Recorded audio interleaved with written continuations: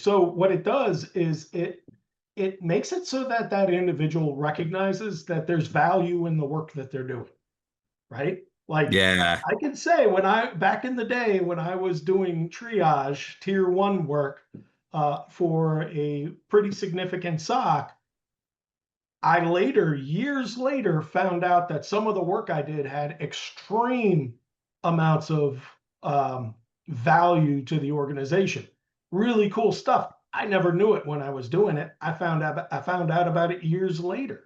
And you know, for me, I could say that had I known the impact that I was having as an analyst, I'd have stayed in that job. But I left because I was like, all right, find me something new and better. All right, but here's the other objection now, right? And this one is all over the place.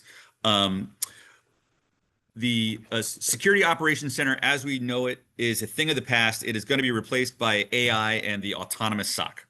True or false? I'd say as we know it, that's true. But I wouldn't say that necessarily anything's getting replaced. Um, you know, there's a lot of work that has to get done to make sure that those the models are being trained and things like that. You know, and there's still a human element that's going to come into play.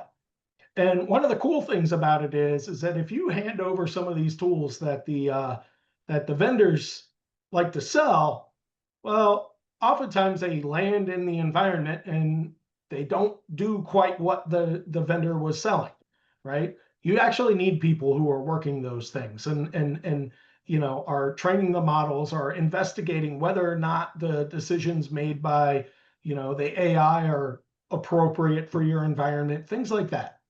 Now, the cool thing is that with a cell-based SOC, you can do this in a much better way because one example is that you can have like we had what we call a data analytics and visualization cell in one of the SOCs that we run. And their job was to try to take those types of tools, those types of capabilities, and um, manage them well. Create agents, you know, specific agents for your environment that maybe I don't know the awesome vendor that came in and sold your customer on what they can do weren't prepared for about your specific environment. You know, building those agents is one of those things that you want your analysts to learn. And honestly, if you want to, you know, just a side tip, as an analyst, if you want to keep your job forever, learn how to build agents. If you learn how to Nice. build agents, you're basically when they hire you, they're hiring you and a team of 30 people or 30 agents that are you know doing that particular mission. They're not just hiring one guy. If you can build your own, teach it how to or code those things so that they're doing those tasks that other SOC analysts take forever to do.